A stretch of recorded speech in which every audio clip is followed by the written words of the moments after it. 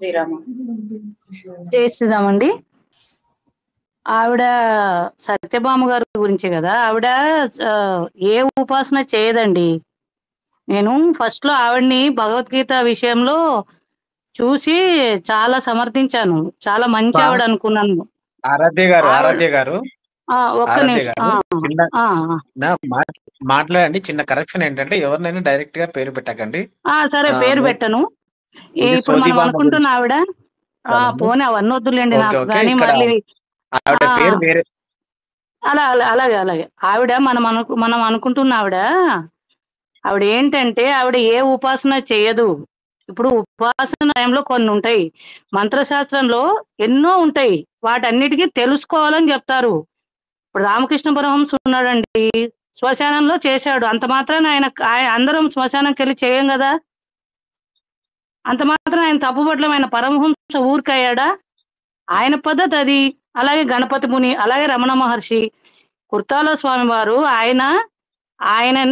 నేను ఆయనకు 12 సంవత్సరాల నుంచి శిష్యురాల్ని. నాకు తెలుసు ఆయన. నా కళ్ళతో నేనే చూశాను. కుర్తాలంలో ఆయన పూలదండ డైరెక్ట్ గా అమ్మవారి నుంచి మెడలో పడ్డ నా కళ్ళతో నేను చూశాను. దానికి నేనే సాక్ష్యం. అమ్మవారు ఏ విధంగా ప్రసన్నం చేసుకోవాలో చెప్పారు ఆయన. ఆయనతో మా ఇంట్లో మనిషితో మాట్లాడినట్టు మాట్లాడేదాన్ని నేను ఆయనతో. అలాంటి మహానుభావులను ఎందుకు తిట్టడం? శ్రీశైలంలో చాతుర్మాస్య దీక్ష చేసినప్పుడు నేను సామవేద శర్మ గారు ఆయన ముందర వెళ్ళారు, ఆయన పక్కన ఉన్నారు. ఆయన ఏదో మాట్లాడి మంత్రం తీసుకున్నారు, నేను బాలా మంత్రం తీసుకున్నాను. అక్కడ స్వామివారు ఎంత అసలు దయామయులో మోసాలు గీసాలు ఏమీ లేవు ఆ పీఠంలో. ఎందుకు అట్లా తెలియకుండా? ఇంకోటి, తాడేపల్లి రాఘవనారాయణ ఆయన బాల ఉపాసన చేశారు. ఈమెకు అసలు వాళ్ళ పేర్లు ఎత్తే అర్హతే లేదు. ఈమెకు శివద్వేషం. ఇప్పుడు మనం అనుకుంటున్న ఆవిడ శివద్వేషి. శివుడు పడదు. కృష్ణుని పూజించవచ్చు. కృష్ణుని పూజించిన మాత్రం శివుడిని తక్కువ చేయక్కర్లేదు కదా. ఆవిడ, నేను చాలా వీడియోలు చూశాను, అనవసరమైన విషయాలన్నీ ఎత్తి అందరి మీద దాడి చేస్తున్నారు. తప్పు అంటున్నాను నేను. మేము వెళ్ళి అమ్మ ఎందుకు ఇట్లా అందరి నోళ్ళలో నాతో తల్లి అని మంచిగా బతిమలాడితే మా కామెంట్లు హైడ్ చేసేస్తుంది, లేదా బ్లాక్ చేస్తుంది. ఏ రిప్లై ఇవ్వదు, ఏది మాట్లాడదు. నేను చెప్పాను 5000 సంవత్సరాల నుంచి ఆయన పూర్వజన్మలు ఉన్న పుస్తకాలు ఉన్నాయి.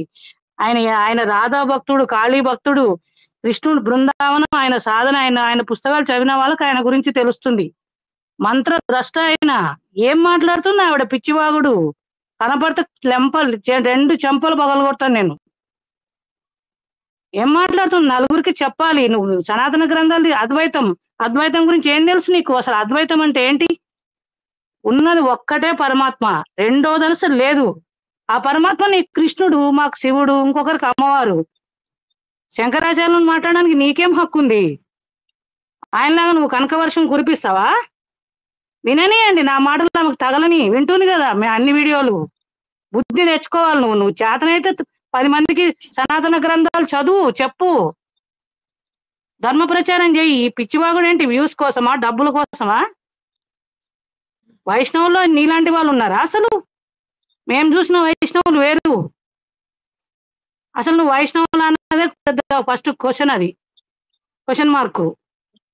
ఏం మాట్లాడుతుంది? రోజు రోజుకి ఆ వీడియోలు చూసి ఒళ్ళు మండుతుంది. అసలు ఈ సాధన గురించి నీకేం తెలుసు? అమ్మవారి సాధన. సామవేద శర్మ గారి ఇల్లు మా ఇంటి వెనకాలే. ఇప్పుడు ఒక ఉపాసన, ఇప్పుడు కవులు ఉంటారు, పారిజాతాపహరణం, కవులు రకరకాలు, వాళ్ళ పాటలు, ఊహలు కొన్ని ఉంటాయి. అవి దాని వరకే తీసుకోవాలి మనం.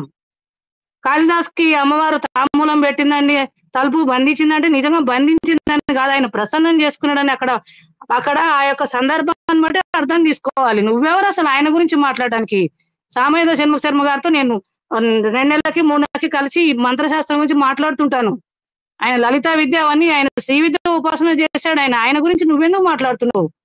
మహానుభావుడు ఆయన. తెలుసుకోకుండా పిచ్చివాగుడు ఏంటి అసలు అందరి గురించి? ఇట్లాంటి వాళ్ళ వల్ల గొర్రెలకు లోకువ కదా మనం. వాళ్ళు గడికో వీడియో చేస్తున్నారు మనకు చూసి. నేనేంటో చైతన్య గారికి తెలుసు, అమృత సిద్ధి గారికి తెలుసు. ఆయన మా పిల్లలతో కూడా మాట్లాడతారు ఫోన్లో. నాకు ఆయన 6 ఏళ్ల మట్టి పరిచయం.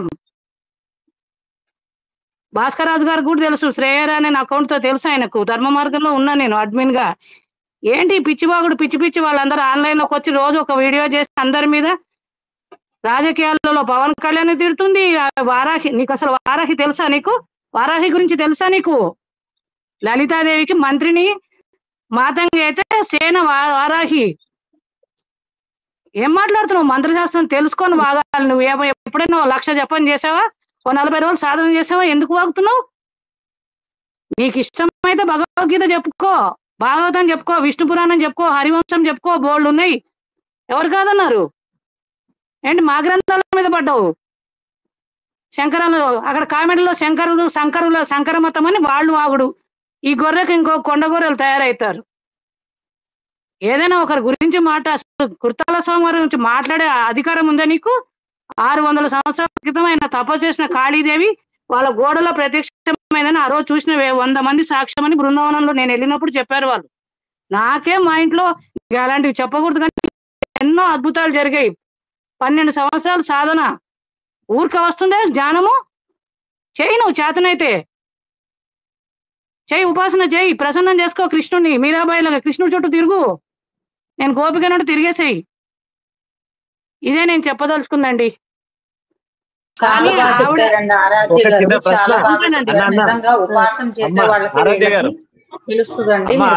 అలాగే మీకు ఒక చిన్న డౌట్ అమ్మా, నేను మంచి టాపిక్ అప్పుడు మిస్ అయ్యాను. నేను గర్రెల కంటుడు అని ఎవరినంటారమ్మా? 3 చుక్కలు తాగిన వారు ఎవరు? ఏంటండి ఏంటండి గర్రెల కంటుడు అంటే శివుడు అండి. విషం తాగిన వాడు గర్రెల కంటుడు అంటే శివుడే కదా. ఏమో 3 చుక్కలు తాగారు ఒక చాలా మంది అంటున్నారండి. 3 చుక్కలే తాగాడట. 3 చుక్కలు శివుడు తాగితే మిగతాదంతా ఈవిడ తాగిందా విషయం మొత్తం? కాదు, అది కాదండి విషయం. నేను చెప్తున్నాను. అగ్రహారం కాలవ పైల్స్ అన్న ఆయన వీళ్ళిద్దరూ కూడా ఫేస్బుక్ లో పోస్ట్ చేశారు. ఏమని?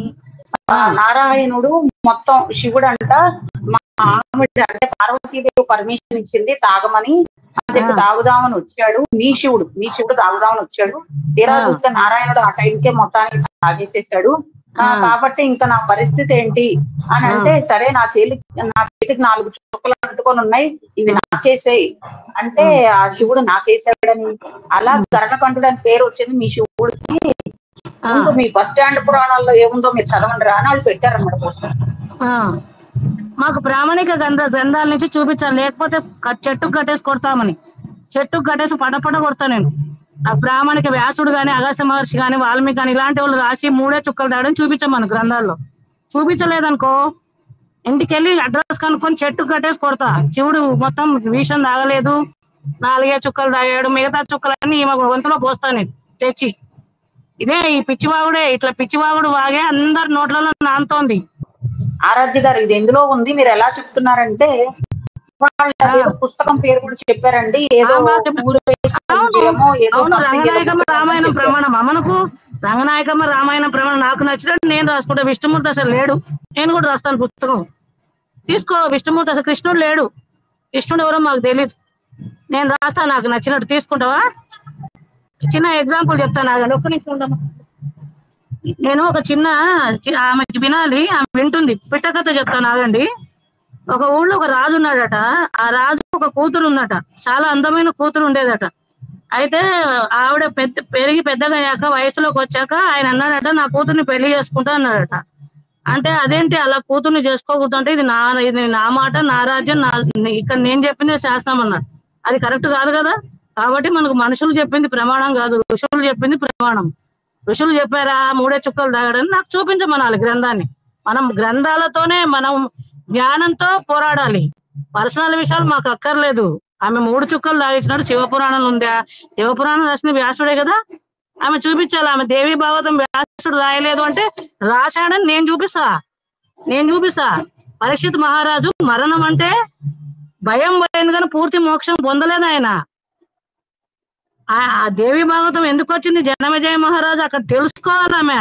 ఆమె దేవి భాగవతం లేదన్నంత మాత్రాన, కల్పిత కథలు పుస్తకాలు అన్నంత మాత్రం అది నిజం కాదు. వ్యాస మహర్షి రాసినట్టు మనకి గ్రంథాల్లో ఉంది, శ్లోకాలతో సహా ఉంది.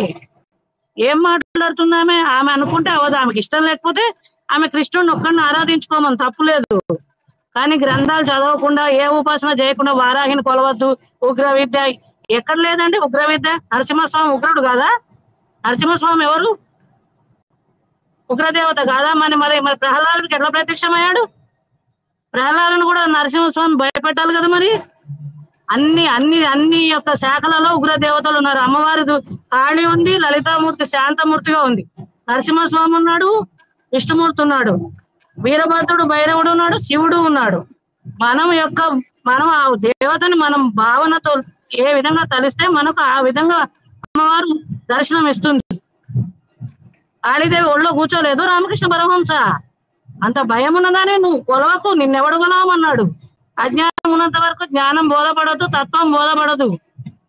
పవిత్ర జీవనం, అనుష్ఠానం, తత్వ చింతన, ఈ మూడు నీకున్నాయా?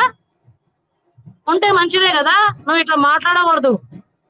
ఏ ఉపాసన చేసావని మాట్లాడుతున్నావు? నీకేం అధికారం ఉంది? జగద్గురువుల జోలికి ఎందుకు వెళ్తున్నావు? సిద్ధేశ్వరి దేవి ఆయనను పీఠాధిపతి చేసింది, ఆయనను తిడతావా నువ్వు? శంకరాచార్యం తిడుతుంది పట్టుకొని. ఆయనకు సర్వజ్ఞ పీఠమే నువ్వు గురువు అయ్యా అని చెప్పింది. ఆయన ఉండబట్టే వేదం ఉంది. ఒళ్ళు మండుతుంది నాకు. నా గ్రూప్ లో కూడా ఆమె గురించి మాట్లాడుతూ నేను ఆపేస్తున్నాను. ఎందుకులే ఆడవాళ్ళకు శత్రువులుగా ఉండకూడదని. చాలా రోజుల నుంచి గంటకో వీడియో, నిమిషానికో వీడియో. ఏమవసరం నీకు? డబ్బు కోసమేనా ఇదంతా? వ్యూస్ కోసమా, సబ్స్క్రైబర్స్ కోసమా? గడ్డి తిని ఆ డబ్బుతో పాటు ఇంత పాపం కూడా వెనకాల వస్తుంది. అది తెలుసుకో నువ్వు. నా పేరు ఆరాధ్య, చెప్పపో, ఏం భయం లేదు నాకు. ఇంకో అకౌంట్ శ్రేయరాని, ధర్మ మార్గం అందరికి తెలుసు, చెప్పుకో, నాకేం భయం లేదు. కానీ పిచ్చివాడు వాగేవనుకో, మనం ఊరుకున్న దేవతలు నీకు పనిష్మెంట్ ఇస్తారు. నువ్వు మారి మనిషిగా మారి నీ పూజ నువ్వు చేసుకో, నోరు మూసుకొని. ఓకేనమ్మా, okay, thank you very much. Thank you అండి, ఉంటానండి, బాయ్. మీరు బాగా గడ్డి పెట్టారు. మేమెవరు చేయలేని పని మీరు చేశారు. అద్భుతం. మీ ప్రసంగం మాత్రం అద్భుతం.